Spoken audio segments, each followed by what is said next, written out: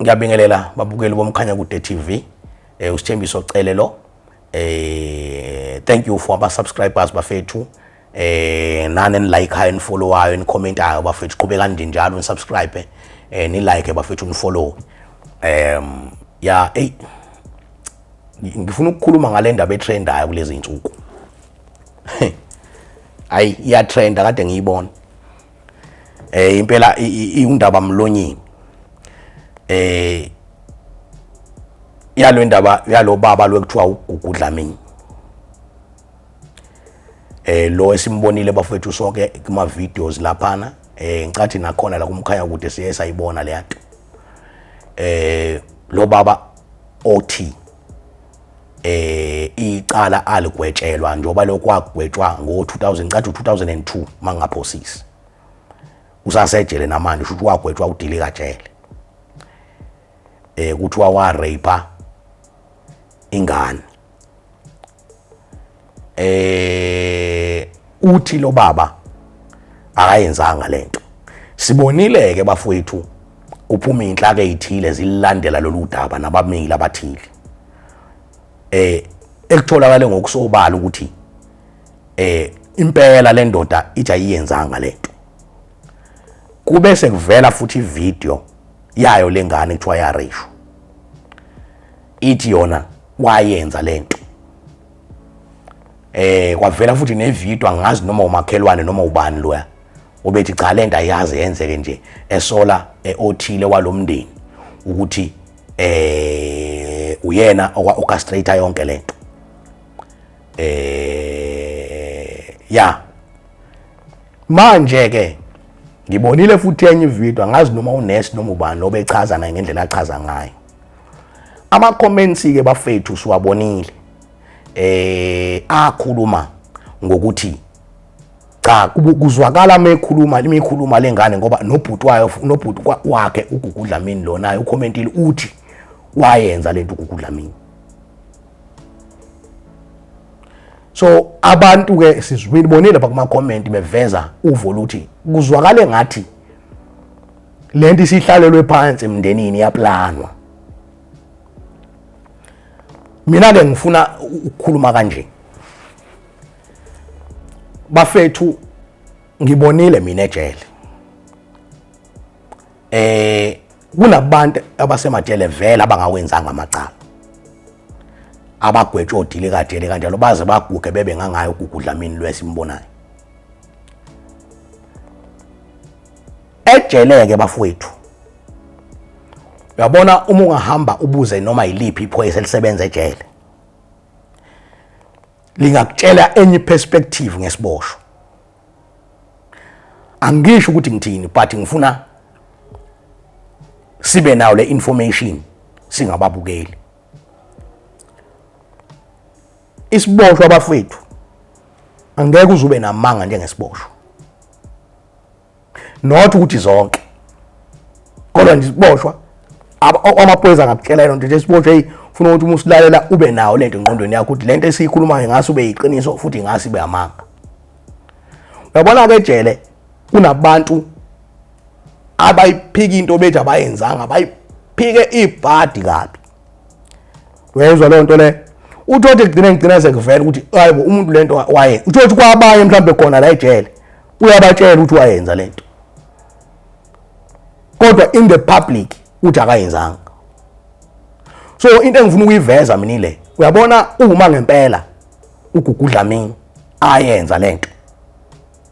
Kuzovela phela ukuthi wayenza lento. Uzogcina kuvelela yabona njengoba kubhizi ngendaba yalolu daba lakhe kanje. Uzovela ukuthi wayenza noma akayenzanga lento. Uma ukuthi wayenza lento yazi lento le izodeleyisa iparole yakhe. Because njengoba ngeke ngachaza ukuthi kunalento ekuthiwa i-victim offenders dialogue.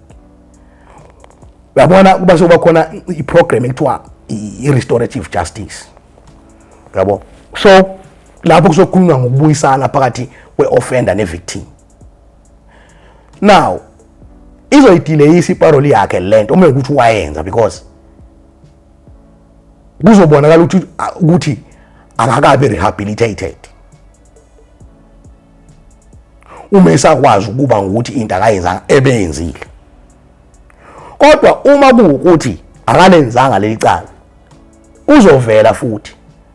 We just hope and pray ukuthi uma ukuthi ngempela akalenzanga Nkosi yami akhululwe naye athola inkululeko yakhe. Kodwa engifuna ukuveza mina bengifuna ukuveza ukuthi ayikho into eyinkinga njengokuthi ngoba ngintshela ukuthi iboshwe yiningi ziyakwazi ukuyiphika into in public zithi yenzekile. Uyabona nje mina ngeke ngabona kweyami ivideo mina mangikhuluma ngendaba yecase yami ama-comments kwakhona ama-comments ahash ngenye indlela but I didn't retaliate ngalokho because ngalibona iphutha lami engalenzayo. Mina-ke ngokwami angizange ngize lokhu ngiphikana nalo licala ngoba ngiyazi ukuthi kwenzakalani. So asifani-ke seyabantu emhlabeni. Khona abantu abasabayo ukuthatha nje responsibility yento ukuthi no, I was the one who was responsible ngokuboshwa kwami. Afune ukunemba abanye abantu ngecala noma afune nje ukuphikame ngentaba, automatically lo muntu vele usuke ngekho rehabilitated enough. Awungitshele nje njoba uma ukuthi lo uGudlamini lento wayenza ngempela uyayibona iminyaka seyihlalile ejele ukuthi ingakanani. Usho ukuthi esehlala iminyaka engaka senza ama-programs ejele nangi siyambona ethunga lapha. Ngabe ngempela urebel lo muntu uhlumela isikile isimilo sakhe uma ukuthi usaphika into ayenzayo ngoba phela manje fanele ngabe manje usewayixolela wathatha initiative ukuthi no ngiyayisola ngephutha lami wakhombisa iremorse. But if ever ukuthi akayenzanga namanje ngisasho uyayideserve inkululeko yakhe. Kodwa uma ukuthi akayenzanga kuzofanele ngokusobala phela ukuthi ukhona ofuneka ayejele ngalento. Ngoba phela akakwazi umuntu ukuhlala isikhathi esingaka ejele ehlala into engayenzanga eyenziwa abantu. Labo bantu abenza leyo nto kusho ukuthi kufuneka bayejele bona. Bese yena kube ukuthi uyasisuka istate ngalento ngoba phela awukwazi ukuthi bangamgweba kanje umgwebo into engeke ahlala iminyaka engaka beyithi impilo yakhe destroyeke kangaka. Ugugile phela manje lo muntu. So into engizama ukuyiveza ukuthi lento kufanele siyibuke both sides bafowethu. Silindele ukuthi lento kungenzeka ukuthi akayenza, kungenzeka ukuthi wayenza, asazi. Yabo? Okokuqala nje we were not there. Yabo? Umuntu owazi iqiniso kahle uyena. Nabo laba abantu abathi wayenza lento njengoba akayenzanga yena. Uma kukuthi kodwa umndeni mina bengiyibuza umbuzo othi kungani umndeni wonke ngoba kuthiwa ngiyabona abantu manje sekunabantu abawu2 bomndeni abakhulumini. Sangaphinde kuvele omunye. Uma ngathiwa kuvele omunye naye ukhuluma ukuthi wayenza lento usho ukuthi umndeni yonke ungaba against yena ngoba yini. Ngoba phela lo mama lo wakhulumayo wakhuluma waveza umuntu wesifazana ukuthi ulo muntu wesifazana othile owenze lento ukuthi ingane ikhulume kanje. Umbuzo wami uthi nobhuti wakhe yini asazi. Ingakho ngithi kufanele sibuye both side bafethu lento kodwa sibe nawo lento in mind ukuthi isiboshwa siyaba nawo amanga. Ikhombisa ukuthi bafethu kunabantu abangenanhliziyo la ngaphandle. Yabo? Unosathane nje abahamba ngeenyawo impela. Silokhu silinde ukukhulunywa ngosathane esingamboni bekhona sibabonayo ngamehlo. So into engizama ukuyisho nje bafethu ukuthi angazi ubuntu bashonaphi kubantu. Yabona? Ubuntu nje ukuthi bashonaphi kubantu ukuthi umuntu engenza into ebuhlungu kanje komunye umuntu. Lo muntu uyophuma nini eje njengoba agwethu life sentence esekuma 40s. Eko 40 something. Wambulala nje ephila. So kunazi igama kenjalo bafethu ezibhlungu ezenzakalayo and ibhlungu ngempela leyanto. So yizo lezi desikhuluma ngazo ke bafethu ekuthenini kunezinto esiyesibuke nezinye kuthiwa ko TV kunjani sigijimele phezulu sithi kwenzeka ukuthi uthi we don't know the gist of the story.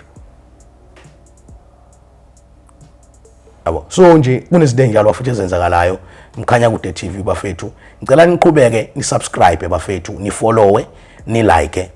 Ngiyabonga.